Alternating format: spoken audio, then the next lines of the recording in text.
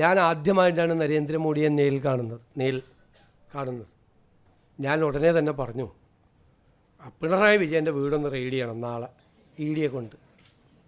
അപ്പോൾ ഉടനെ മോഡി അപ്പം തന്നെ ഫോണെടുത്ത് കുത്തി. എന്നിട്ട് പറഞ്ഞു, നാളെ രാവിലെ സതീശൻ വന്നിട്ട് ആദ്യമായിട്ടൊരു കാര്യം പറഞ്ഞാണ്, നാളെ രാവിലെ കംപ്ലീറ്റ് സ്ഥലത്ത് റെയ്ഡ് ചെയ്യണം. അപ്പോൾ ഞാൻ പറഞ്ഞു, ഒരു സ്ഥലത്ത് പോരാ, 12 സ്ഥലത്ത് ചെയ്യണം.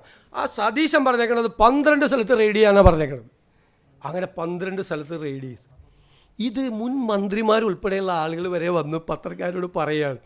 ഞാൻ ചിരിക്കണോ അല്ല കരയണോ ഇത് കേട്ടിട്ട്? നിങ്ങളൊന്ന് ആലോചിക്കും.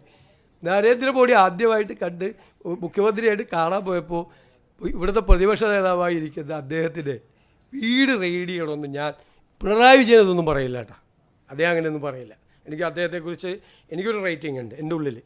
അദ്ദേഹം ഒന്നും പറയില്ല. പക്ഷെ നല്ലതാണിത്. എന്താണെന്നറിയാമോ, ഈ പണ്ടേ ഈ കമ്മ്യൂണിസ്റ്റുകാരെ കുറിച്ചൊരു പരാതിയുണ്ട്, ബലം പിടുത്തം കൂടുതലാണ്, സ്റ്റിഫാണെന്ന്.